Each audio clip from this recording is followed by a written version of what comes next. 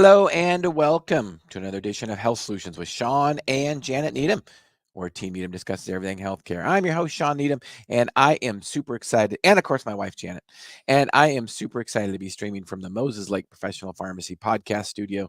And I am really excited to have Charles Frohman back on our podcast. He is a fellow health freedom advocate like ourselves, and he is going to tell us how you can free yourself in the health benefit market and just be free in general. Because if you are following this right now, you're following health insurance right now. Um, I had some friends that work in traditional pharmacies that bill insurance, and 85% of all the insurance billing systems for pharmacy are down nationwide. One of my friends also texted me a picture Saturday how Safeway Pharmacy cannot bill any insurance, and it's a global wide issue. And if that is not another reason to not let traditional health insurance control your life, I don't know what is. So with that, Charles is going to talk about some of the ways to free ourselves from that system. Charles, welcome to our show. Thanks, Shawn and Janet. Good to be back with you. Yes. So tell us a little bit about your history, and then I want you to kind of comment. I don't know if you knew about the pharmacy billing, health insurance billing thing being down, but you can comment on that because when I think about somebody that says it's nationwide or Safeway Pharmacy posts globally, that's scary. Anyway, introduce yourself first, Charles. Sure. Forbes magazine featured how our brokerage protects people from unexpected catastrophic health expenses using not insurance, but something we think is better, medical cost sharing.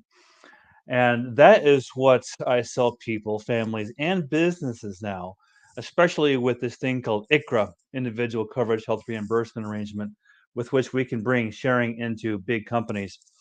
And that's a game changer because when you give any kind of structure a monopoly, like insurance has with payment, bad things happen, like what you're discussing with reimbursement issues, or even before that, with the fact that no matter how much you're paying for Obamacare, you have a network, which means if you get cancer or heart disease, you can't go to the state of the art hospitals for cancer or see the best surgeons who don't need Cigna's reimbursement to make their money, so they're not going to be in network.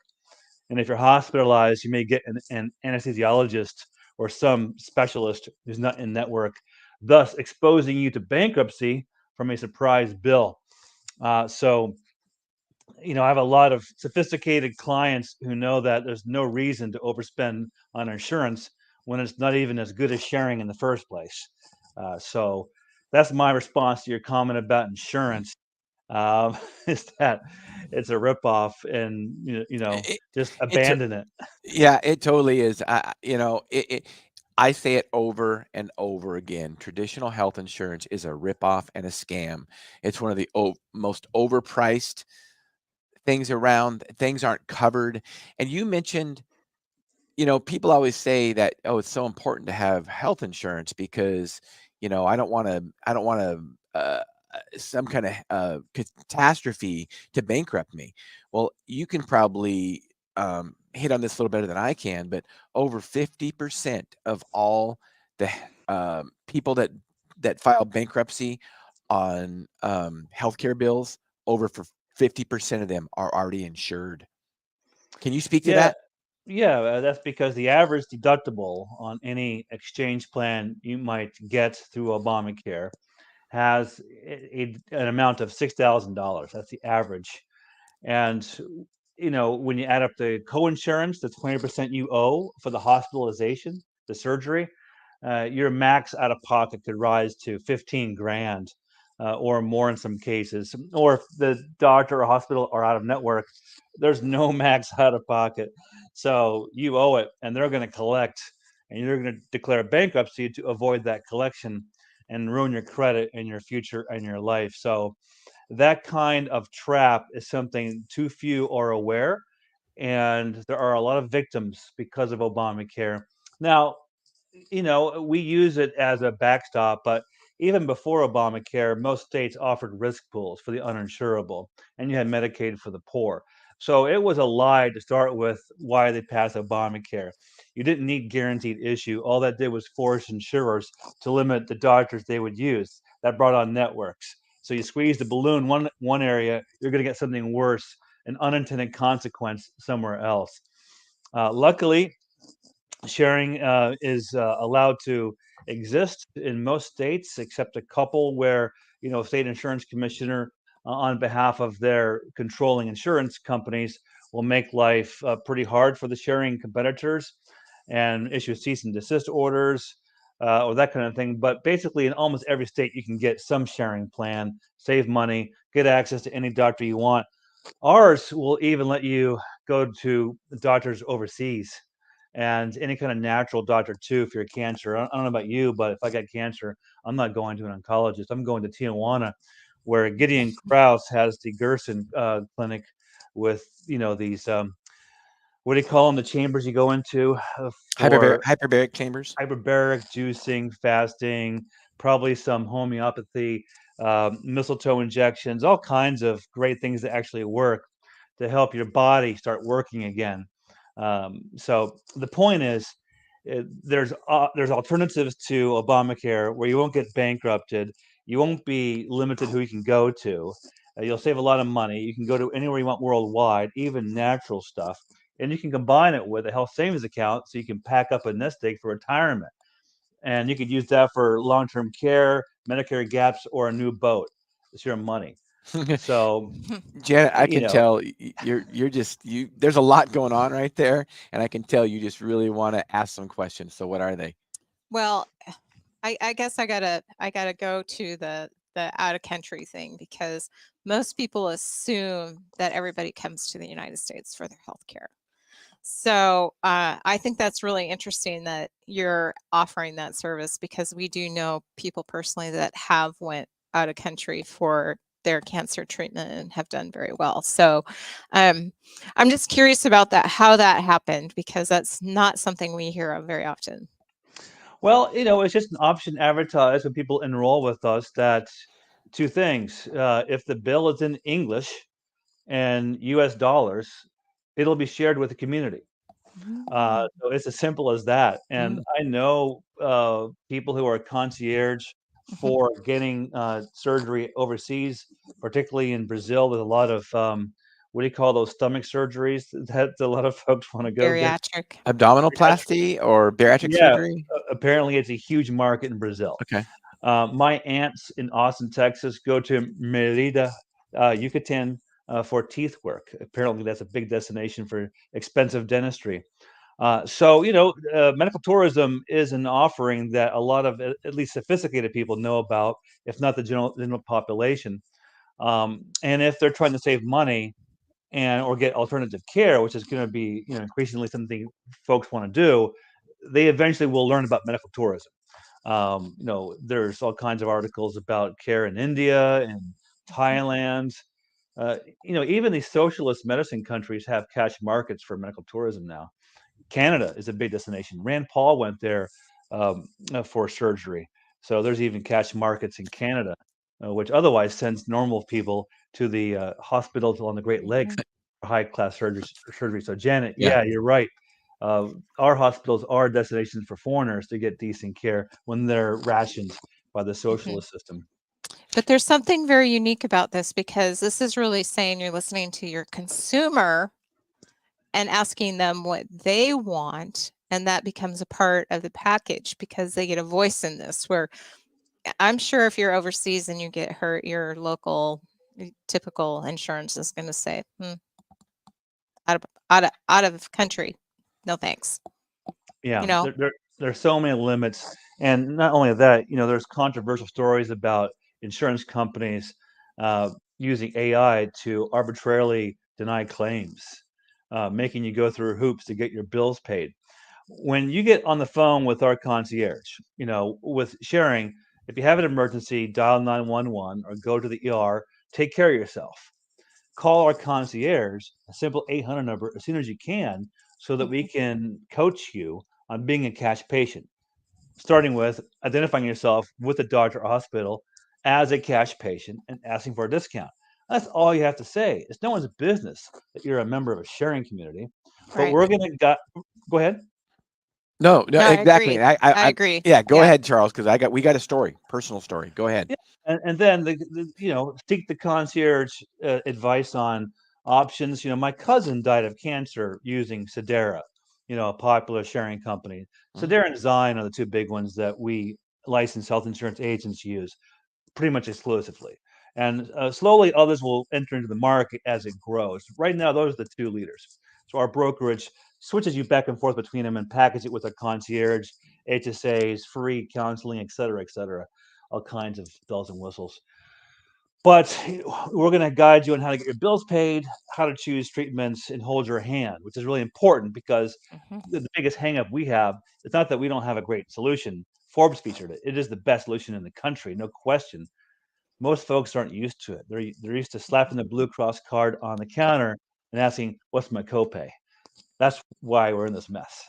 Right. And one of the problems with that is once you throw that Blue Cross card on the counter or United Healthcare or whatever insurance that is, you as a consumer gave away all your bargaining power. You have none now. You have no bargaining over prices, over what's covered, over what's billed. You've given all your rights away. So that's another reason I don't like traditional health insurance. Now, I want to tell you a personal story about us. So, first of all, you talked about some states that don't allow health sharing. I don't know about those states personally. I do know this. Washington State, where we live in, a very communist state, run by a tyrannical governor and attorney general, they outlawed Sedera and Zion because they're not faith-based. You probably know some of these stories. Fortunately, we can still access faith-based ones like Samaritan Ministries and Christian Healthcare. Jan and I personally have Christian Healthcare. Listen to this, Charles. I don't know if you know this, but I want you to share this with your members about what a ripoff hospitals are that bill insurance and how they try to screw the consumer. One of the mistakes we made, and I think you've already touched on this, that's why you're telling your clients to say you're a cash patient. Mhm. Don't say that you have health sharing ministry at all. Don't say you have a health sharing plan. So we made the mistake in Washington State when my son broke his leg, middle of COVID 2020, compound fracture, needed surgery. We made the mistake of saying we had Christian healthcare.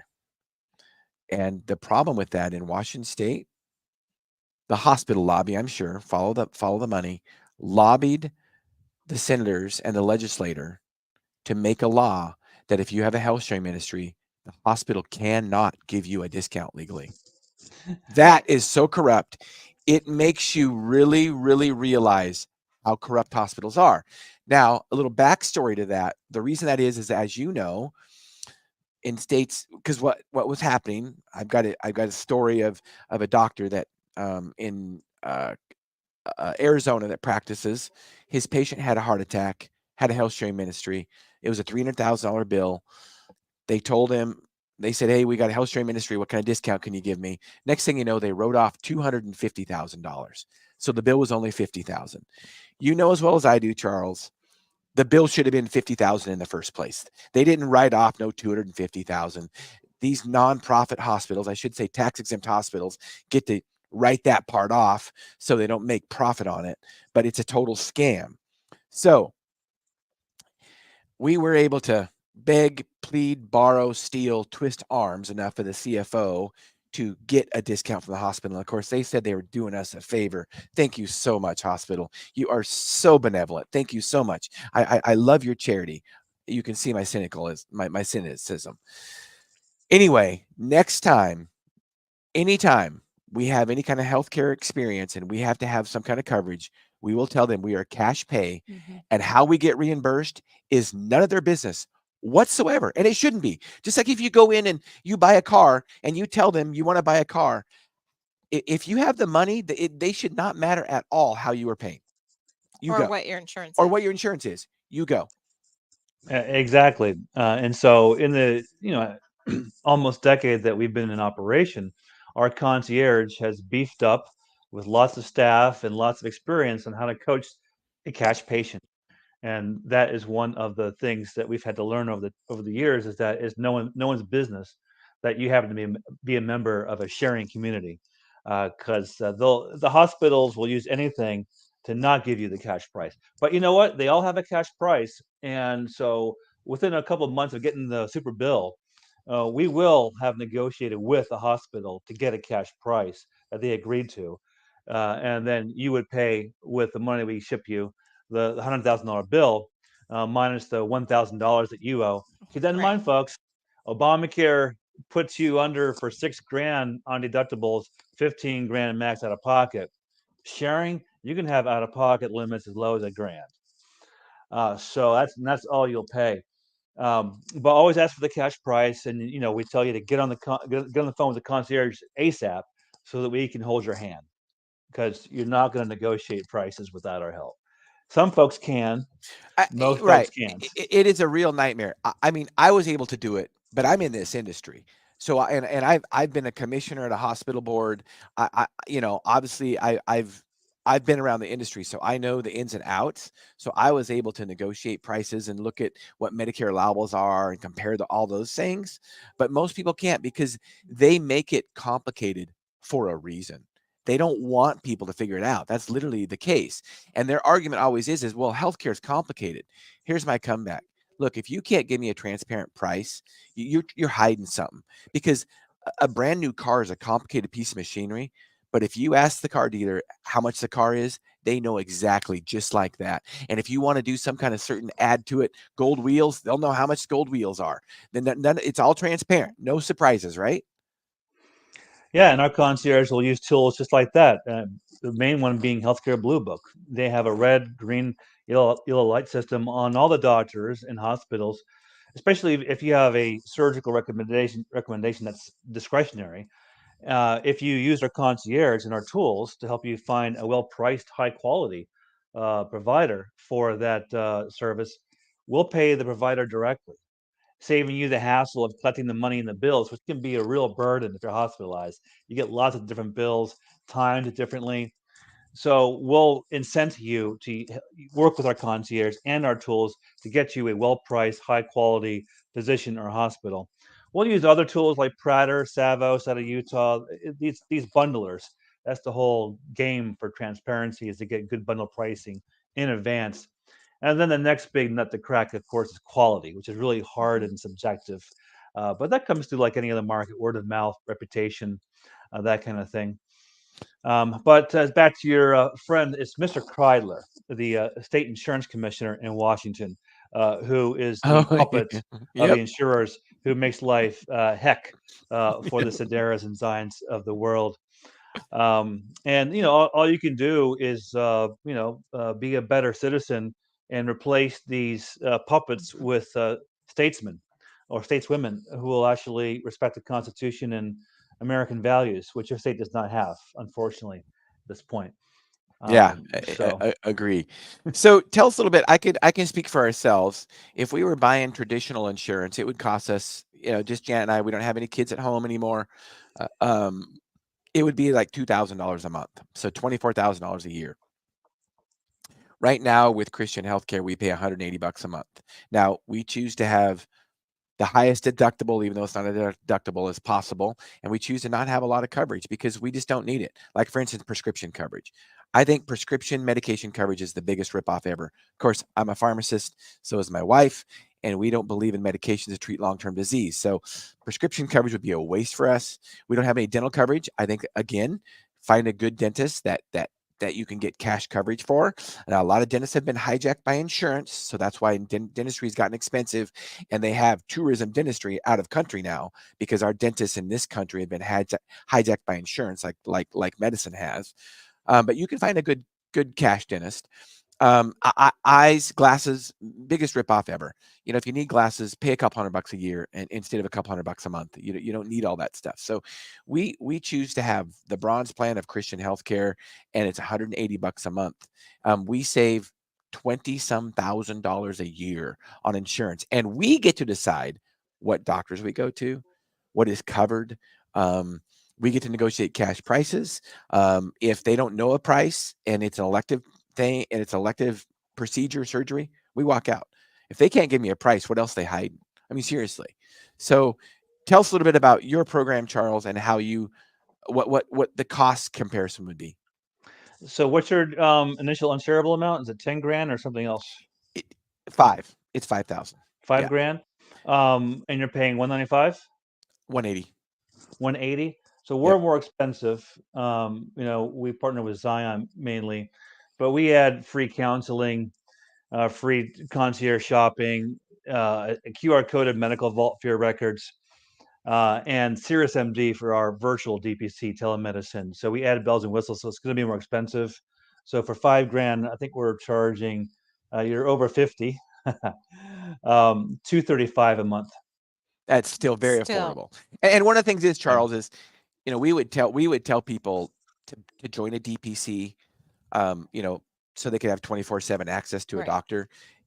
Janet and I don't join one because we have lots of friends in the industry. So if we have access anyway, we don't take advantage of that. But definitely, if I was a consumer of healthcare, traditionally, that's what I would do is have a health sharing ministry and a DPC. So your guys that's very cheap. Basically, for an extra $40 a month, $55 a month, we could have access to a DPC through your plan. Well, the DPC is extra, of course. Oh, okay. Okay. I thought that was covered. Either way, very, very inexpensive. No. And tell me about the HSA and HMA, because there's a difference or something. Educate Yeah. us. Yeah. So, a lot of folks don't want a religious plan. So that's one reason they're Right. willing to pay a little more for a secular plan like ours. And then a lot of folks want a HSA, which you can't get through your plan, Right. unfortunately, because it doesn't have the proper MEC, which we embed that has a structured deductible allowing for the HSA. Uh, and that's a little bit more expensive than what I showed you. I showed you our cheapy plan. It's $295 a month if you want to have an HSA. And that's because it's both compliant in those states that require compliance because of the MEC, the minimal essential coverage, and it allows for the HSA. Still, I think you would agree under 300 $300 a month is still good. Very good. Totally. Yeah. Yeah. So the HSA is what you would use for overseas. The HMA that doubles over 3 years is what you would use for dental, and for occupational therapy, physical therapy, chronic diseases, urgent care, prescriptions, tests, labs. And I think we've discussed that before. It's like a supplemental policy in cash. So, say you want 5 grand, your IUA is 5K for Christian ministries. Pay another $84 a month over 3 years. That doubles to 5K. Now you have a $5,000 prepaid Visa with which you can use for your dental, your any out of pocket, even chiropractor. So that's the best thing to couple with a plan like yours, and then because you can't get an HSA, I would do that. So folks can contact me. It's fantastic, to have a cash account for all out of pocket versus a dental plan, which is a ripoff, just like visual. With Yeah. dental Yeah. insurance, you're paying a set amount for a limited number of benefits.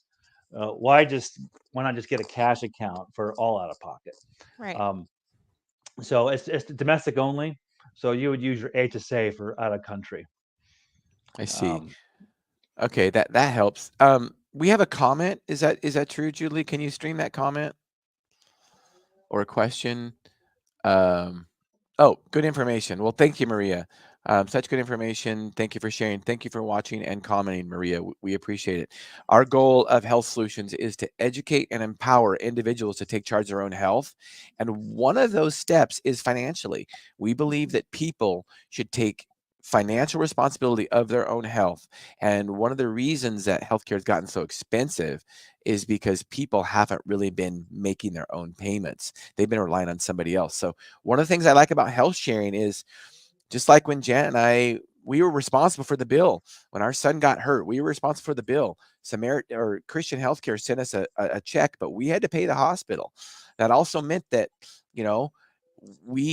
we were trying to do whatever we could to negotiate a payment, and a price so we didn't have to pay as much. And in our health share, they just changed this, but anything we negotiated down, we got taken against our deductible. So we negotiated a $9,000 discount. So we ended up paying zero. because it was way below the $5,000, was way below the discount that we had. Now, they have since changed that policy. Either way, it's still a much, much better way to seek healthcare. Yeah, no question. I mean, all the sharing options are good.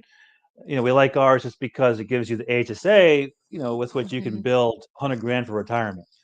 Well, So it it's a also nice thing to gives you have. the chance to plan. I think that's what I'm hearing in this, and I think that about being financially responsible is you have to have a plan and goal in place, so you're not overwhelmed when something does happen. So you're not just walking into it blind. You have something to fall back on, and then you also have resources, like you said, to help people go through that, because most of us in this country are not like Shawn and I, or somebody that works in the industry. Even in the industry, it can be difficult, but there's people there that are able to walk you through. And then if you've planned something, it's not quite as scary, it's not so overwhelming, and those decisions are better because you're just not reacting. Yeah. I think whatever sharing option you choose, make it because you're going to save money from Obamacare. You're going to Mhm. gain access because there's no networks. And when you save money, you have more money for other things that are important in your life so that you Mhm. can plan. Now everyone is paying out the nose through Obamacare unless you have a taxpayer premium subsidy. And then you're going to have a bankrupting bill when your doctor is out of network.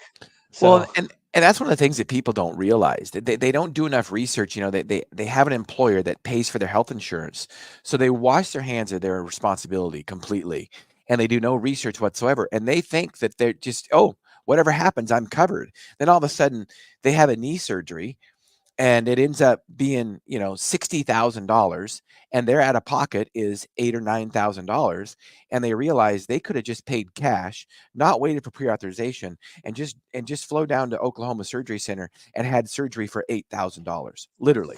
And they would have saved money by doing that. So if they had a medical savings account like you're talking about, that they would have been way ahead.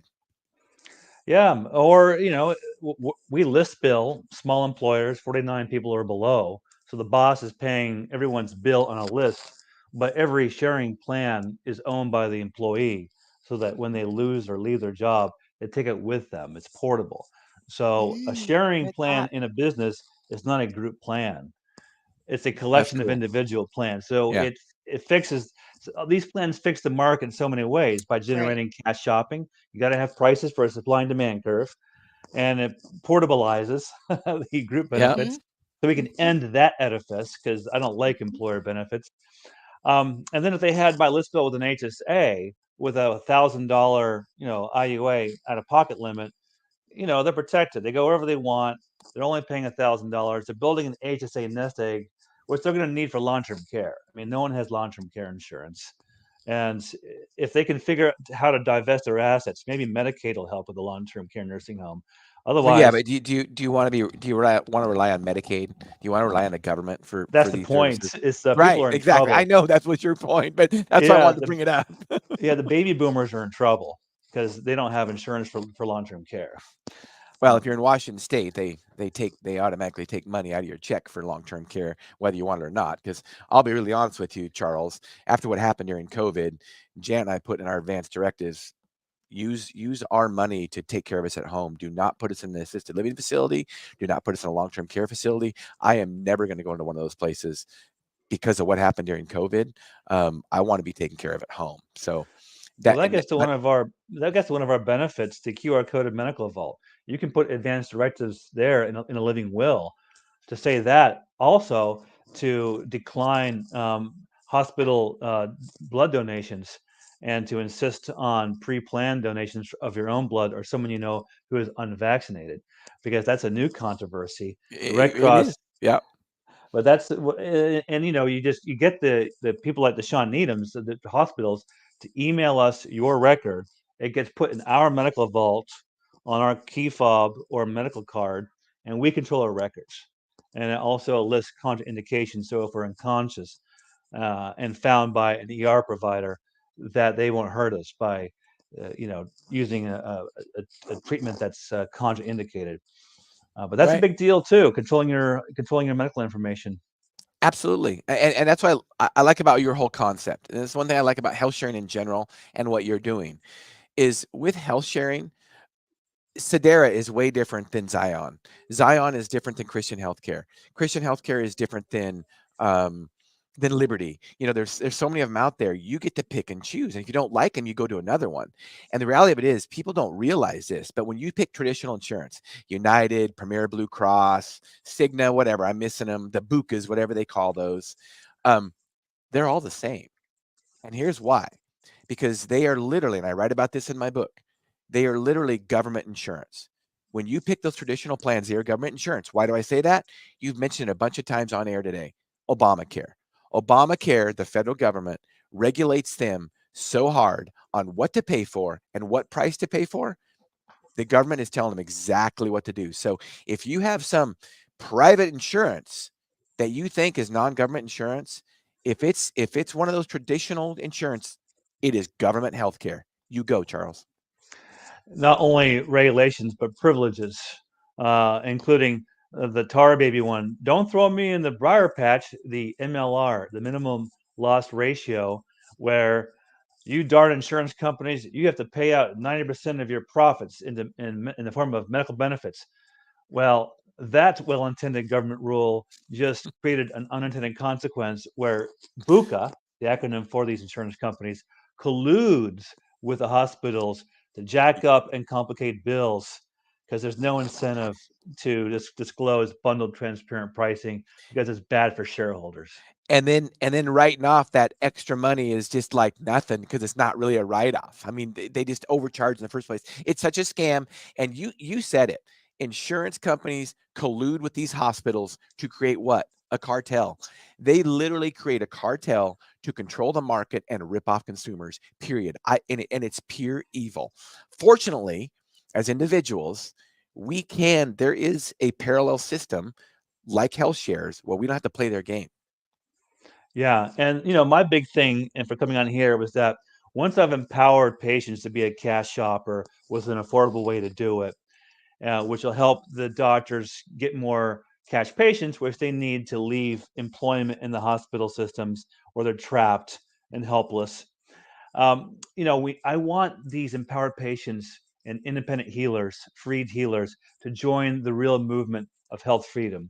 And that's where I, get paid as a lobbyist for the world's oldest health freedom organization, National Health Federation, to insist on informed consent, to rein in FDA, which on behalf of pharma, their overlords, attacks natural alternatives, like in your industry, the compounders, who no longer can mix natural ingredients like coenzyme Q10, ginkgo biloba, ginger root, or colloidal silver into concoctions, which I think is the future of medicine.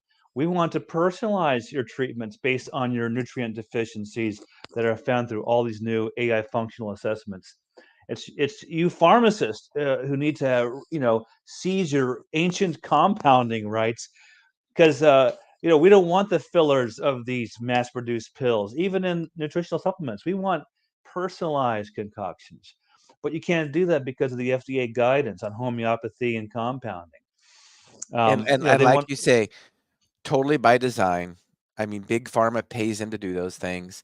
And not only are you saying it's the future, here's what I say about those things, and not just my profession of compounding, because I believe compounding is the past, present, and future of pharmacy. It's something pharmacists have done for millennial, all right, since the beginning of time. Um, and largely in the 1950s, we gave up that to big pharma, and then most pharmacists are just basically copay collectors and dispensers of poisons for big pharma. That's all they are, really. um, and when you look at ginkgo biloba, you look at coenzyme Q10, that you say that that's the future, but it's a past too. Almost all drugs came from a plant source, and big pharma knows that. So they try to keep us from using those plant sources. From yet red yeast rice, they tried to outlaw that years ago. NAC was on the list for a while. Melatonin was on the list for a while. Lots of stuff that big pharmas want us to use because they don't want us to put them out of business. Or even doing a batch of compounding with homeopathy to stack it in the office. That's even limited now, or interstate shipments. Oh yeah. Oh yeah. We have to introduce bills to restore your rights to supply what patients and doctors want. Or other issues. We want to replace licensing with certification, so that if you're following the criteria of a duly registered certifying organization, you don't need licensing. And that's what's going to expand supply and help the integrated market that we all want, whether it's biocompatible dentistry or natural compounding pharmacists, which is what I want. You know that we've discussed that before. Um, that's what we need from the COVID awakening. Now is a time for folks to join the health freedom movement, to get a decent plan that empowers you as a cash shopper, for the doctors of all types to assert your independence, to get involved with this movement. We have informed consent efforts, not just with pharma products like vaccines, but also with the coming wireless mesh. That's a new issue folks don't know about, that I'm leading the lobbying on as we speak, educating members of Congress on. It regards the antennas they want to put on these small cells outside their bedroom windows, outside their kids' classrooms, your nearby city parks, around the farms, the national parks. I have a neighbor on Capitol Hill who prescribes visits to national parks to escape digitalization. You can't get relief from the stress caused by this wireless mesh with Internet of Things and smart meters if the parks are full of antennas too, especially when there's a safe alternative called fiber to the premises or cable. But what about the geoengineering? People see that in the skies and are supposed to just believe that it's just natural from the planes. No, it's not. And with the COVID corruption, we now can discuss these controversial issues because people are ready. They're ready to learn the truth, assert their independence, and take back a republic, which Benjamin Franklin said we'd lose if we didn't keep it. Well, folks, you can't sit back and expect to keep our republic. That's right. That's right.